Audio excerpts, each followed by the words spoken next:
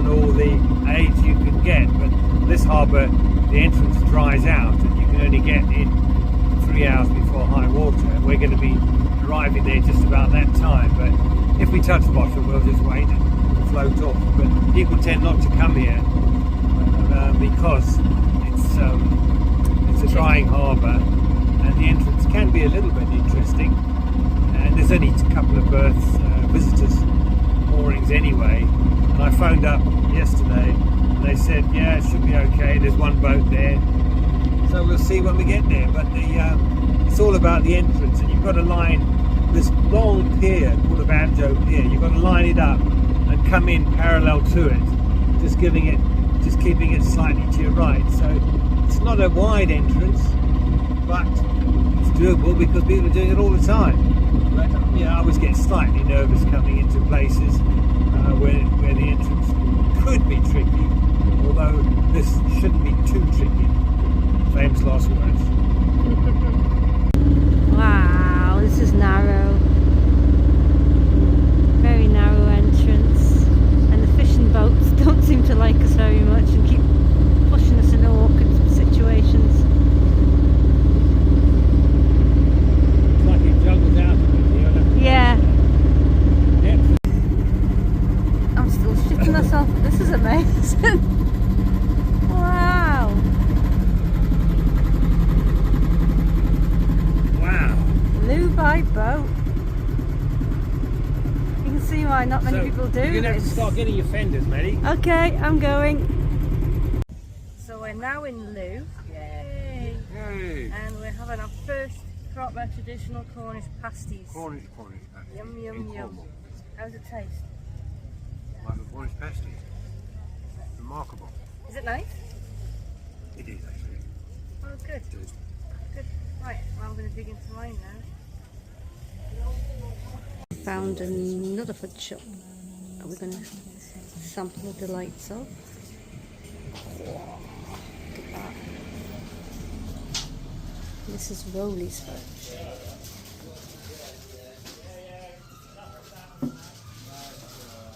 Look at these. Yum, yum. Right, we're hoisting our Cornish flag. courtesy flag. Courtesy flag. First one we've done on this trip, even though we've been to numerous places. Woohoo!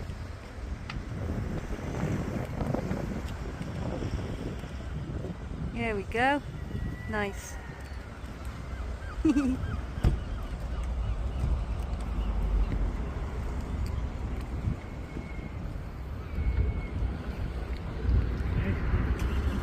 Beautiful.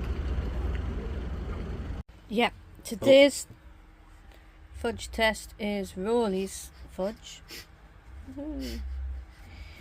And we've got tiramisu and Butterscotch. Butterscotch. Yeah. Okay, which one are we going in for first? Blind. You close your eyes. Okay. I'll close my eyes. Well, then we won't see.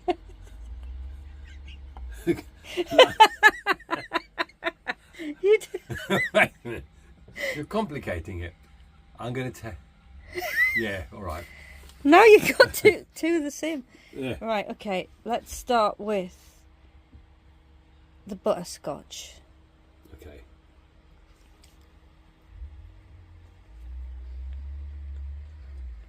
Tastes like fudge.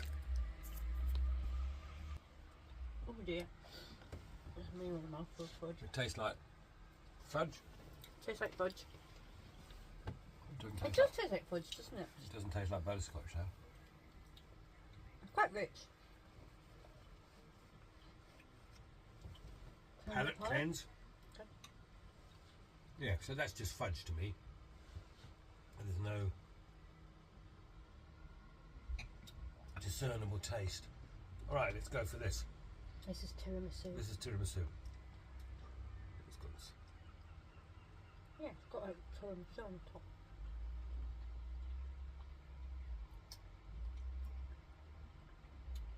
It's got a, yeah, it's got a Coffee taste. coffee taste. Oh yeah. Yeah, that's what it is. Mm. And because you can see a layer on the top. Whereas that butterscotch, just you have to take somebody's word for it that that's butterscotch. So the tiramisu's good. But did you think that the stuff in Devon was better? Oh I yes, think, yeah. I think it was. Yeah, I think you're right. Yeah. It What was that, Edwards or something? I don't know who it belonged to. But yeah, it had a nicer texture as well. Yeah. That's almost too just sugary, and the other one had a nice texture and a nice taste to it, I thought. Yeah, you could taste what it was meant to be. So the experts have pronounced that the fudge we have in here, Looe in Cornwall, is not as nice as the fudge we had somewhere in Brixham. Brixham in Devon. There you go. And we'll probably stop off on the way back and prove that. 16 years ago. I remember that. 24 years ago. I was back there with a family cancer I played golf, manager. Golf. I used to own a golf club in Birmingham. Just like the Birmingham. We go to nearly £1,000 buy some King Cobras. Oh, spell up in the crowd, wouldn't do us anyhow. He was best mate with the bloke who owned the place. Because They called me. Neil Manning took me up there. we'll all get drunk in Looe Town. 24 hours, turn around and go rolling down the river. You're rolling up, rolling down. We'll all get drunk in Looe Town. 24 hours to turn around and go rolling down the river.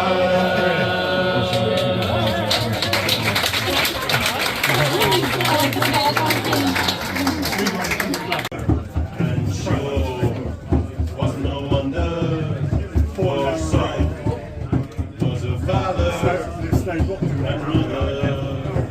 Before, yes, they both wheeled their barrows through streets broad and narrow, frying cockles and mussels alive, alive, oh, alive, alive, oh, alive, alive, oh, frying cockles and mussels alive, alive, oh. Kanaka to lying. Well, words tomorrow, but no word today. John, Kanaka to lying. To lying, oh, to lying. John, Kanaka to lying. We bound away at break of day. Hey! John, Kanaka to lying. We bound away to Frisco Bay. Hey! John, Kanaka to lying. To lying, oh, to lying. John, Kanaka to lying. So we've arrived in lovely Polperro, but not by boat. That's not our boat out there. We came on the bus. Come on the bus. Yeah, on the number 10. Double-decker bus coming through these lanes, low trees. It's quite an interesting journey, really. It was nice thing to do though. Yeah, Just only took to- about 15 minutes, didn't it? Just to turn the camera around and show. Look at that. That's the inner harbour. Pretty. That's the inner harbour. Here's the outer harbour. Outer harbour here. And then you've got the anchorage little area there where you can see the guys set himself up nicely. He's got a line from the stern to the buoy, anchor out, so he's keeping himself into the swell, which is a good way of doing it. The thing is, you can only get one boat in there. I suppose you can get somebody in front of him as well. That cute little stone bridge there. Yeah. That's neat. It's just chilling. It's quite quiet day in Polperro. I've been here. And it's been really busy historically. But no, this is nice. Let's walk along the harbour wall a bit.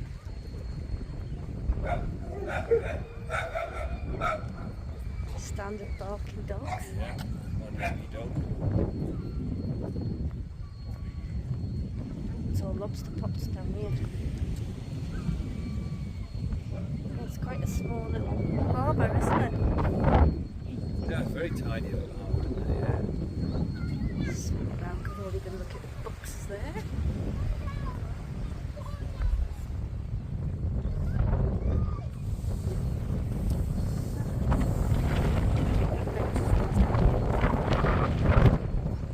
Fair breeze blowing into here, isn't there? It's a bit more protected than this actually.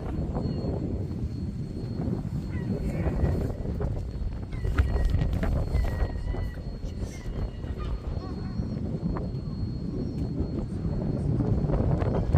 Okay, now we're in Polperro in Cornwall, and so we're going to do Cornish cream tea today.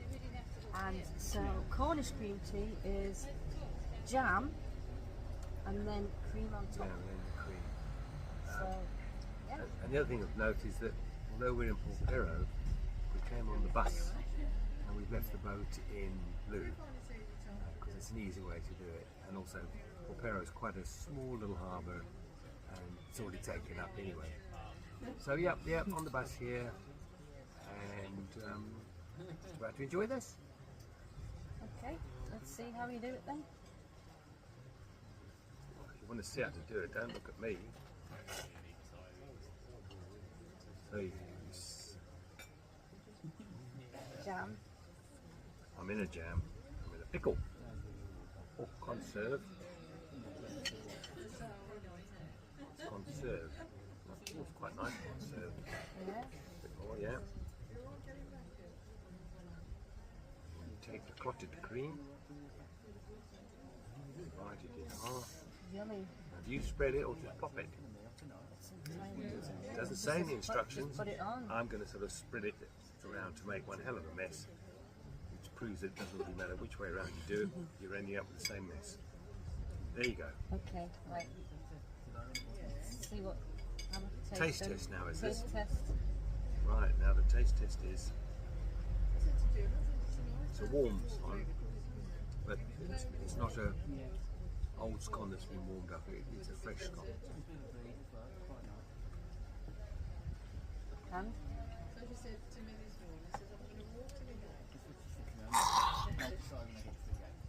Lovely. Devon or Cornwall? Well, it's more down to the establishment. Oh, I think that one we had wherever we were it's good. with the proper TVs. Yeah. No, that was my favourite. Yeah, okay. I'll say this is not nice, but I preferred the other way of doing it. That's Devon. Kevin's won twice now for jam scones. Oh, that's true, yeah. Yeah, it is.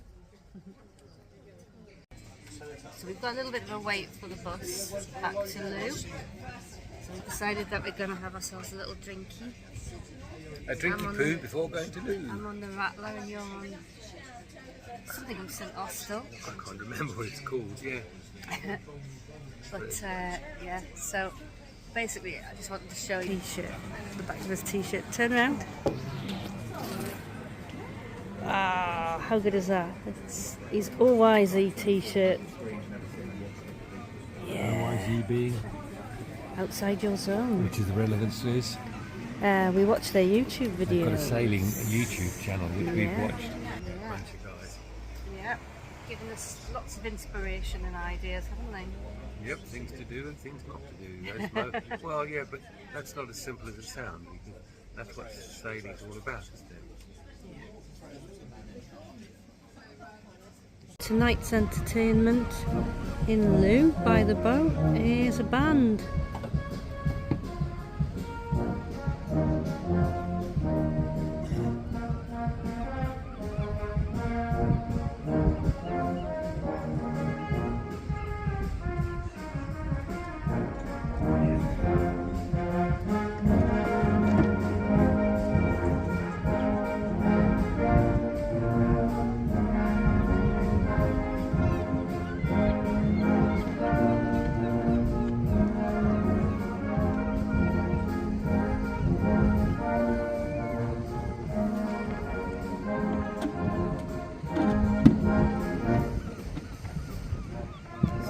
right next to the boat. They're pretty good too. Very enjoyable.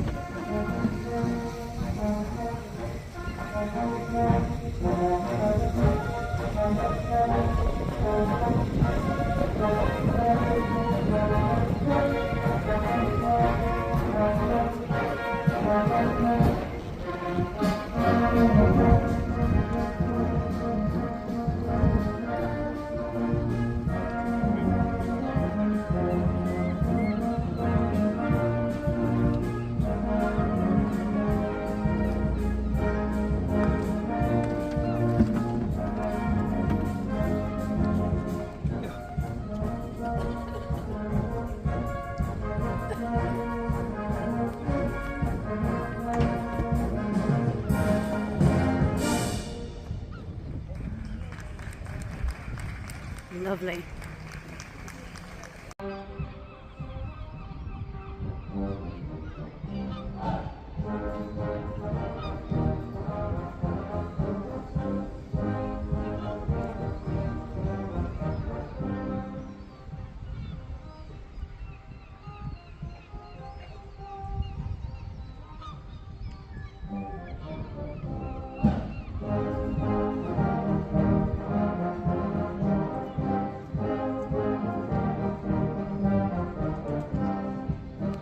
Right, we noticed that drying out along the wall here in Looe, there's a big rise of tide, probably 4.5 metres, 4 metres.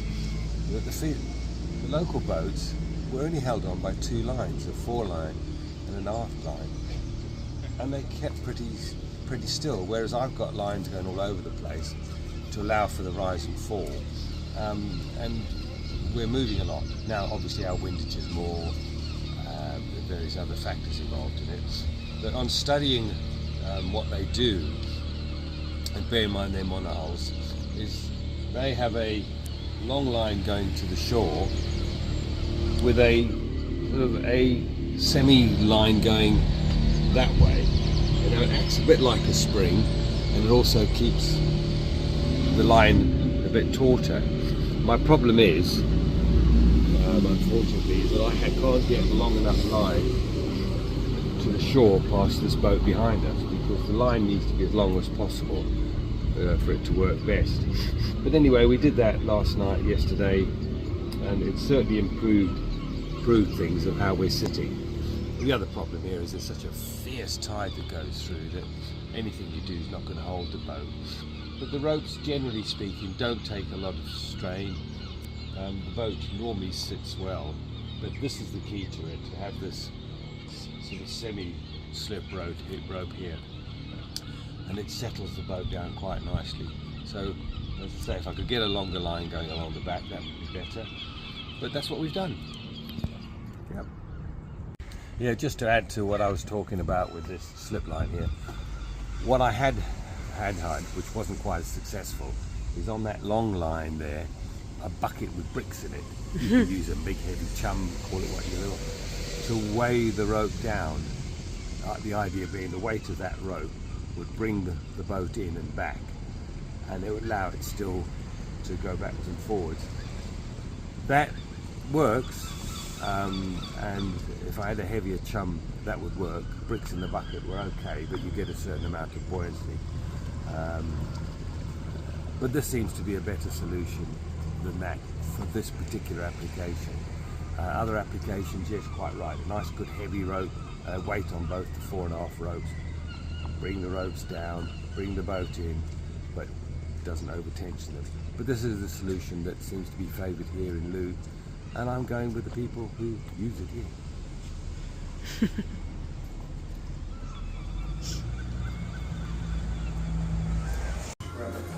Good morning. So we've got cruffins for breakfast, which is a combination of croissant and a muffin, and we've gone for the cream tea option. So again, jam on first and then the cream.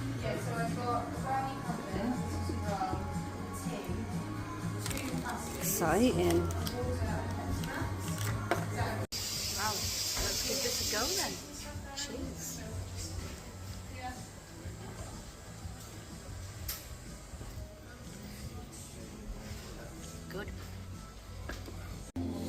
Well, Cruffin gets my vote. What about you, Stu? Yeah. Cruffin is great. Yeah, so if you're in Looe, get yourself down to Bowden's Bakery. Very nice. And they're doing a nice cup of coffee as well. A mocha. Yum yum. So we're being lazy and taking the taxi across. And the other one, the assistant, David, you're more likely to come across them. Yeah. We're moored over there, but I can't find him. He said, I'll come round. He never does. It's pretty lax things. They're always locked there. Yeah. You on the yacht, are you? Yeah, I'm on the Sarabi there, yeah. Oh, right. Open the door there? Yeah, we got that next. Oh, right. Yeah. That's a bit of information we did get. Yeah. We bought first to give us money for 2 nights. Yeah. But we want to stay tonight because we have to, you know. I wouldn't say anything. No, it's very rare. I saw the main harbour master last week because she'd come down here in one shirt and everything. Yeah. I said, well, I haven't seen you for months. You did all right. She said, oh, Jen. Stu's taking advantage of us being dried out in Looe. Giving Sarabi a bit of a bottom scrub.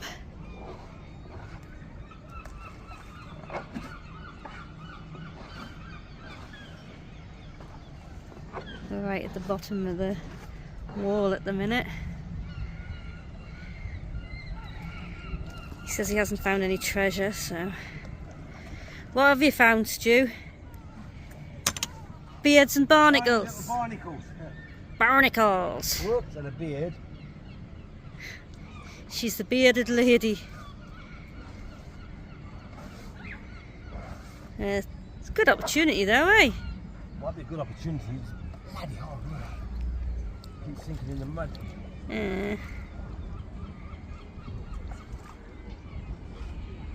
You look very relaxed there, Stu. I am very relaxed.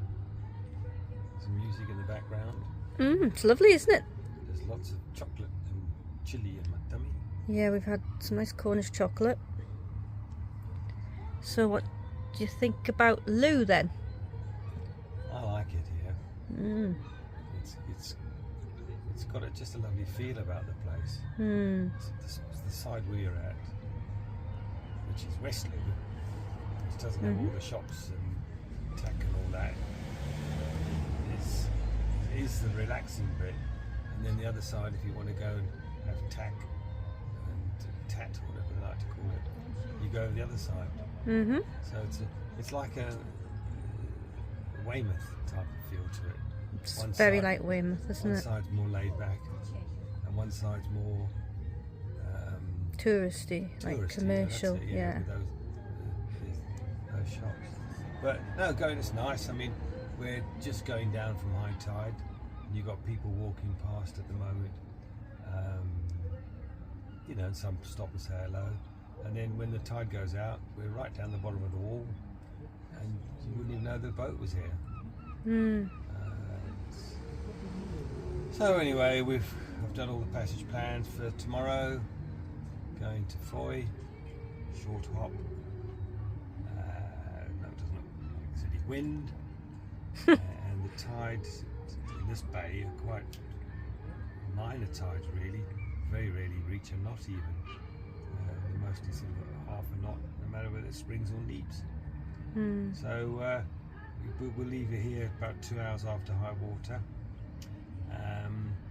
and we'll have because we can't leave any later because there won't be enough water.